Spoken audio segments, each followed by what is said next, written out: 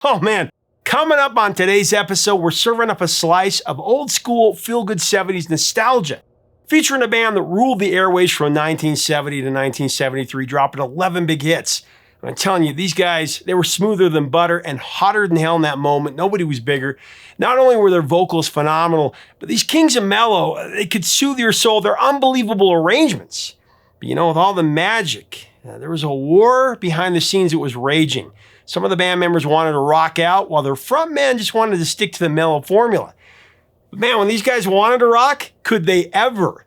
But who would win the battle? Well, along the way, they have the shortest top 10 hit of the rock era, and they hit the top of the charts with one of the best falsettos in the biz. But then after the frontman had 15 hits in just a few years, he up and vanished. Well, we're going to count down their best songs today. You're not going to want to miss it on Professor of Rock. Hey, music junkies, Professor of Rock, always here to celebrate the greatest artists and the greatest songs of all time. If you learn to count from the Count on Sesame Street, you're going to dig this channel of deep musical nostalgia. Make sure to subscribe below right now, click the big red button, and click the notification bell so you know when our latest interviews and videos come out. Also, check us out on Patreon. And the t-shirt of the day, Cheap Trick, baby. Get it at 80stees.com. The link is below or right here. They have thousands of the coolest shirts you'll ever find, band t-shirts, movies, everything. So it's time for another edition of our series, Evolution. This is the show where we tell the story of a band's career and choose 5 defining tracks to represent their journey, showcasing the evolution of their sound along the way.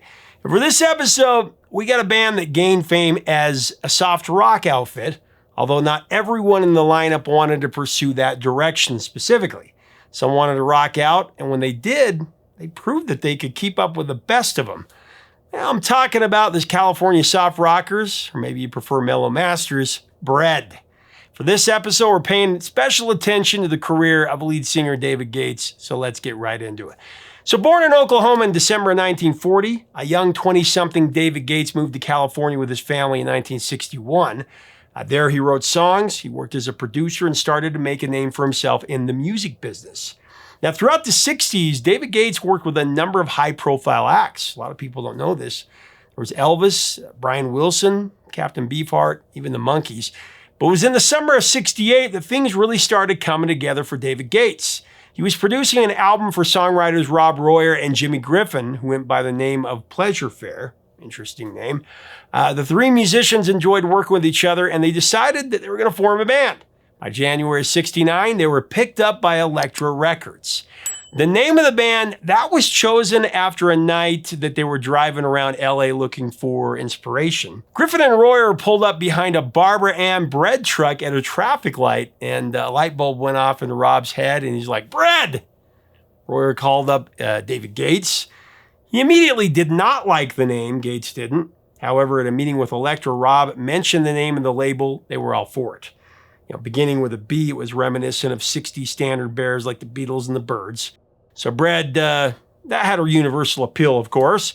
So Gates eventually came around, and recording sessions for Bread's eponymous debut took place at Elektra's studio in LA. This first album echoed the psychedelic influences of the late 60s. Didn't really sound like Bread that we know. If you asked Royer, they never wanted the 60s to end. His plan was to keep them going for as long as their music would go. Unfortunately, the band's excitement and talent didn't translate to any commercial success with that first one. Their debut dropped in September of 69 to little fanfare. It stalled at number 127 on the Billboard 200, sold less than 50,000 copies, and singles Dismal Day and Could I were MIA on the Billboard Hot 100. Said Gates on a quote, "We realize that just because you form a group and, perform some good songs, there doesn't necessarily guarantee that you're going to have a radio hit. The second album had to happen for us. If it hadn't, we would have dissolved the group." Now, fortunately, Bread's second album, that was a whole different story. The trio enlisted the help of drummer Mike Botts, and they got to work on their next project. Now, this album was called On the Waters. It was released, it was about a year after Bread's first album in July of 70. On the Waters reached number 12 on the album charts, and if you're doing the math, that's 115 spots better than their debut. This gave Bread the jump start to their career that they were truly hoping for, although it wasn't exactly how Rob Royer and Jimmy Griffin envisioned it. Of course, everyone associates Bread with soft rock. But according to Griffin and Royer, they just didn't see themselves as avatars of the great new 70s soft trend. Said Royer, and I quote, "We thought that we were going to go for a harder, punchier, rockier sound with this album. Ironically, what came out of it was Make It With You. I wanna make it with you. We thought the song was a change of pace for us, but it became the model for the rest of our career practically.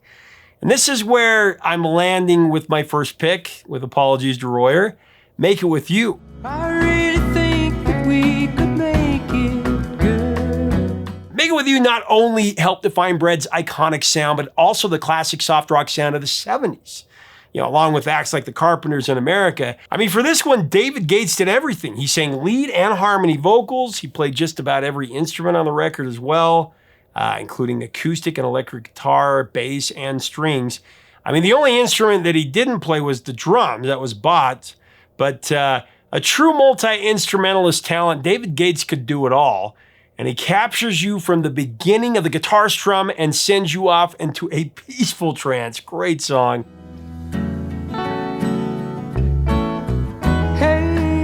Gates and Bread's label were definitely convinced from the very beginning that Make It With You was destined to be a hit. I mean, according to David, he got goosebumps while he was writing the song and while he was singing it, recording it. He knew that it was going to be a hit from the very start, though he didn't imagine it would do as well as it really did. Said David, "It was the fourth song that we started for the album, and as soon as Elektra heard it, they wanted to put it out immediately. I mean, we had to sprint to the finish line to complete and release On the Waters." And of course, they were right. Released as a single in June of '70, Make It With You went all the way to #1 on the Billboard Hot 100 and the Cashbox chart. And it also reached #4 on the Billboard Adult Contemporary chart. To help me through. Internationally, Make It With You climbed to #10 in Ireland, #7 in Australia, #6 in New Zealand, #5 in the UK, and #2 in Canada. Recognizing they were truly onto something with Make It With You, Bread went back and scoured their first album for another ballad to release as a single, and they chose It Don't Matter to Me. And they recorded a new version of it, and it was a great move because It Don't Matter to Me went to #10 on the Billboard Hot 100 and #7 on the Cashbox chart, their second straight top 10 hit. It don't matter to me. So with the popularity of two straight top 10 ballads, Bread seemed to have found their niche. Although once again, Royer and Griffin were not crazy about this direction. They wanted to be a rock band. According to Royer, Bread was getting pressure from everyone to keep kicking out the ballads. Now, Rob resisted that pressure as much as he could, but David Gates was all for it. This is where he was great. After a while, this would become a point of contention between Royer and David.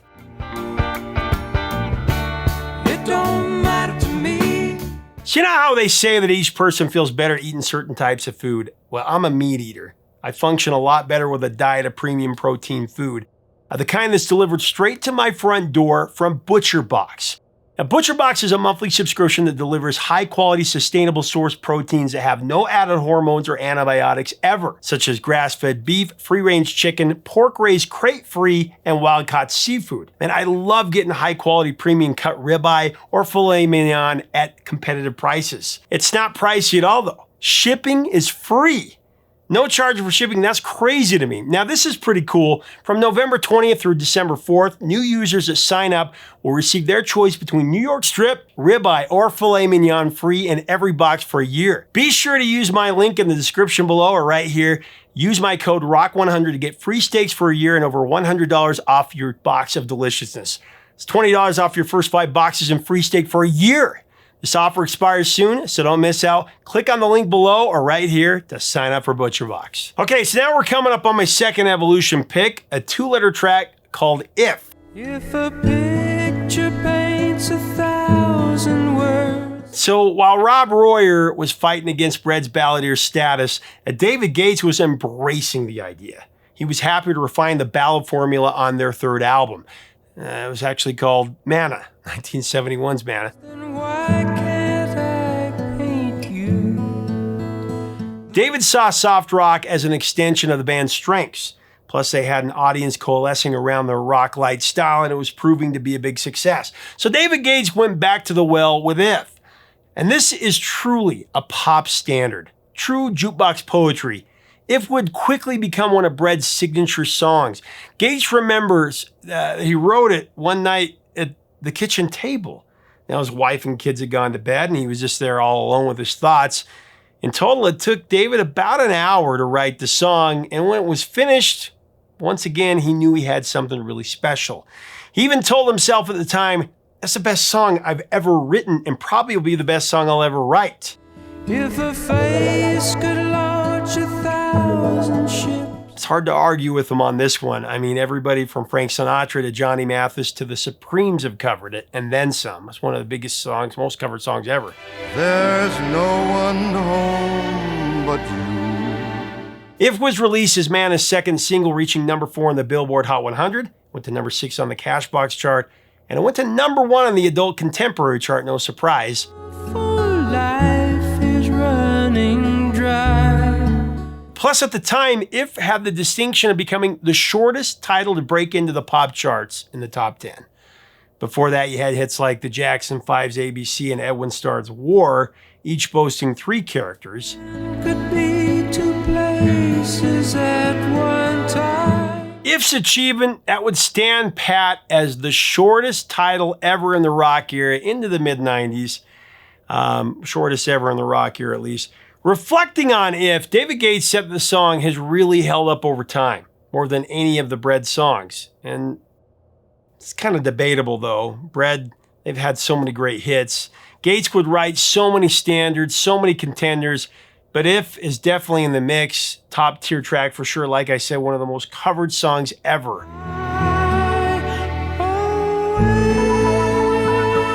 So at this point, after repeated contention over the direction of the band, Rob Royer, he quit. He opted not to return for Bread's 4th LP. Instead, in the fall of '71, he left the group to pursue a career writing screenplays. But before he left, he did leave one last contribution to the band. He played bass on the badass rocker Mother Freedom, and that's my 3rd Evolution pick. Walking, keep on your toes and don't stop talking about freedom. Now, after Rob's departure, he was replaced by multi-instrumentalist Larry Knechtel, one of the industry's top session players. We talked about him a million times. He was a member of the Wrecking Crew, and he'd already filled his resume by that point with works with the Byrds and the Doors and the Beach Boys and Simon and Garfunkel. And of course, he would work with Billy Joel as well. And he'd played on number 1 singles like Mr. Tambourine Man and Bridge Over Troubled Water. Resume as long as my arm. Now, Bread was psyched to get Larry Knechtel on board. In fact, Gates said it was an incredibly different band after Larry joined. He brought such a fine musicianship in terms of his time, his rhythm, and his overall spark. We were almost embarrassed to go out on stage before this, but when he was with us, it was great. He could solo. I mean, he added a tremendous credibility to us.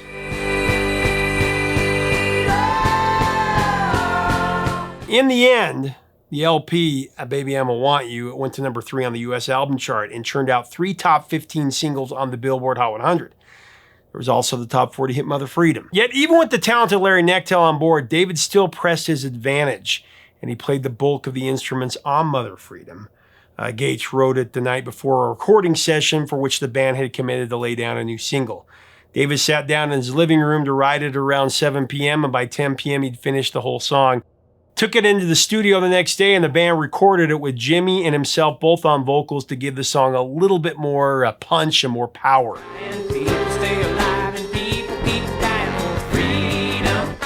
This is one of Bread's most interesting songs. It's an energetic rocker.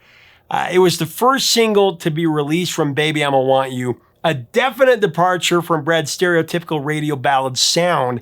It showed this band could rock when they truly wanted to. They could rock with the best of them.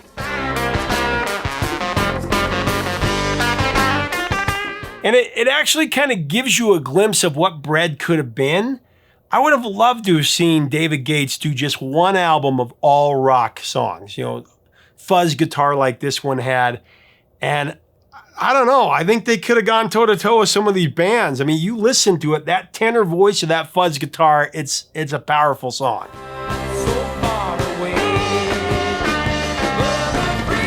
It was really a shot in the arm And for those who don't like bread, they should listen to this song. They may change your mind. I'm shocked it didn't do better on the charts. It's a really great song. Certainly caught fans off guard, so it was a commercial step back for Bread, topping out at number 37 on the Billboard Hot 100. So the Battle of the Rock, the rock out versus the ballad, that was decided when Rob left, but it showed an evolution and balance of their sound. That's why it's my pick.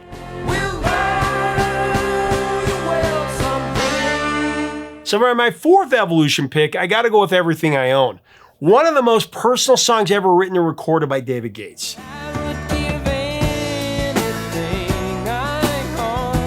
After the lukewarm reception to the upbeat Mother Freedom, it was clearer than ever to David Gates that this band's strength was his heartfelt ballads. Said David, and I quote, "One song led to the next, which led to the next, and we became a soft rock group. We did try a bit of rock and roll and up-tempo things, but we had to remember these ballads are what got us where we were, and we needed to come back to them. My strength as a writer, it's always been ballads." End of quote. A lot of listeners over the years have thought that maybe Everything I Own was about a damaged relationship.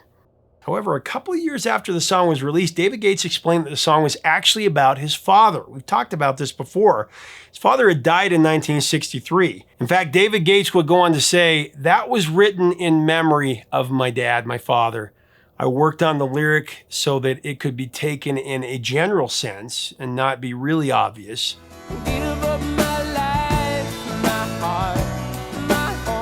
So this is really cool. Reportedly at his father's funeral, a friend took David Gates aside and he told him, "Your dad was so proud of what you were doing." And it was this sentiment that stuck with David, and it really inspired him to write this song for his father. He said, "My success would have been so special to him as he was my greatest influence. So I decided to write and record Everything I Own about him. I mean, if you listen to the words, you sheltered me from harm, kept the warm, gave my life to me, set me free. It says it all." Set me free. Gates would go on to say that recording the song went really well. He was really motivated to get that one done exactly right. Larry played an interesting and complicated part on the harpsichord, and they doubled the kick drum to get a thick sound on it. And David tried to put as much emotion into it as he could, capturing the feelings that he had about his father.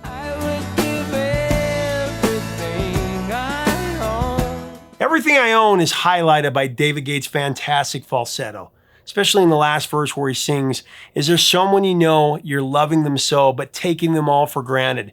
You may lose them one day, someone takes them away, and they don't hear the words you long to say." And they don't hear the words you long to say. And this one reminds me of my dad so much myself. This is pure jukebox poetry. It released as a single in 1972. It went to number 5 on the Billboard Hot 100, number 6 on the Cashbox chart, and number 3 on the AC charts. Just to have you back again. So for my fifth and final evolution pick, I gotta go with Baby I'ma Want You. I mean, how could I not choose this one? It's one of the most upbeat and happiest songs ever. Baby, I'ma want you. And one where the bridge is actually catchier than the chorus, and the chorus is really catchy. My life was just emotions passing by. Written by David Gates, Baby I'ma Want You began on the piano for him. But according to Gates, when they recorded the song off his piano melody, the result was lackluster. It just felt like there was no life in it. And at the end of the day, Gates went home demoralized because he knew it was a better song than that. So for their next attempt, Bread tried playing the arrangement on guitar, and they raised the song a whole key up. And this made all of the difference. It became magical.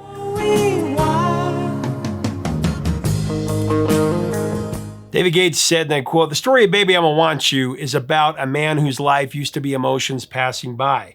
However, now he's a praying that she'll always be a staying."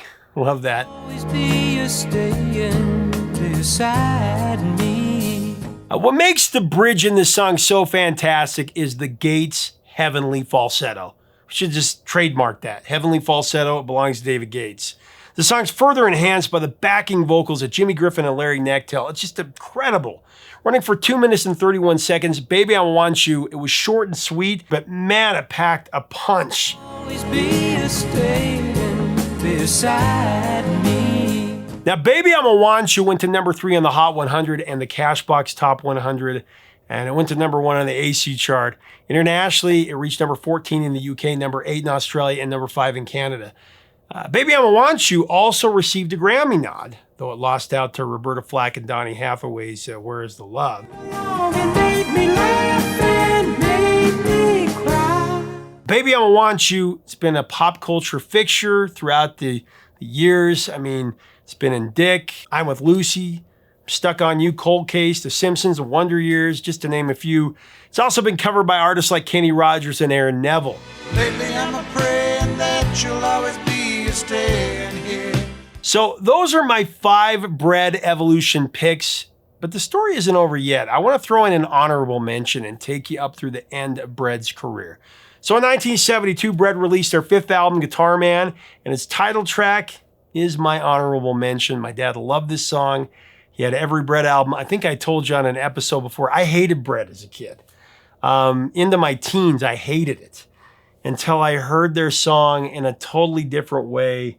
And my dad was right all along. It's kind of like how I felt about the Carpenters. I just didn't like the light stuff. In fact, I think I mentioned that we were watching that episode of The Wonder Years together where Kevin gets the present from Winnie and he opens up and he hates it. And that's when I decided to give Bread a fair shake, and I was a fan from there on.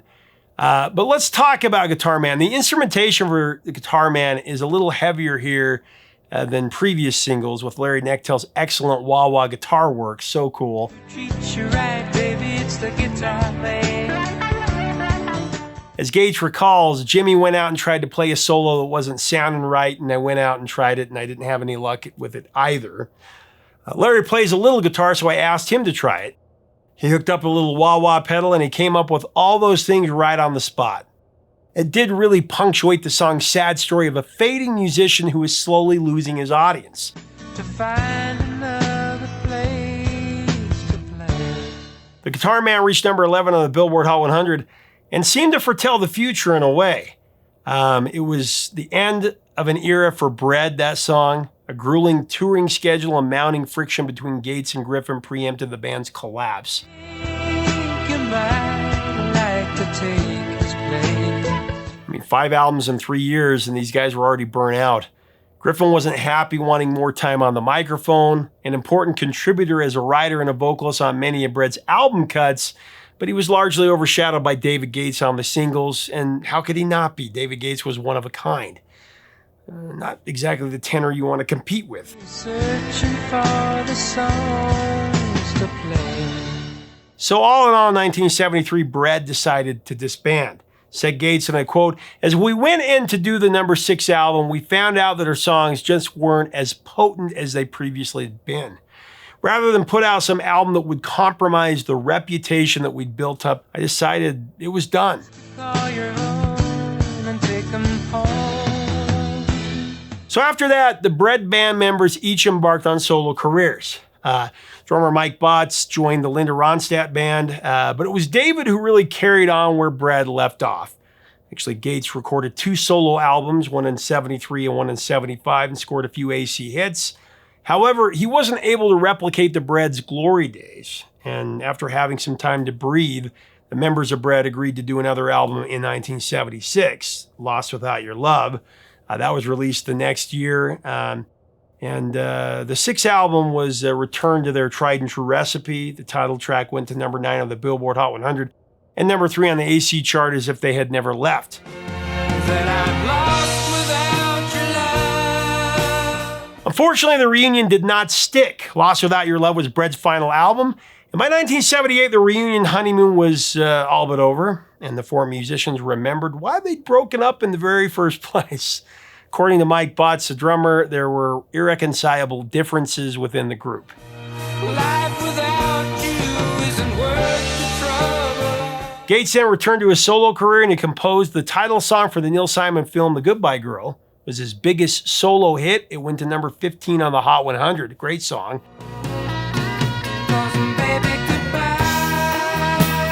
Gates then released an album together that featured songs from his first 2 records and mixed in some new material. But that album flopped. It only reached number 165. David released a couple more albums after that, Fall in Love Again in 80 and Take Me Now in 81. but neither of them gained much commercial traction. I mean, worn down from years of writing, recording, and touring with Bread, and as a solo artist, David decided to go on hiatus from the music industry.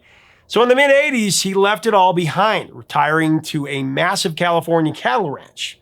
Apparently, this was a dream that Gates had had since he was a kid.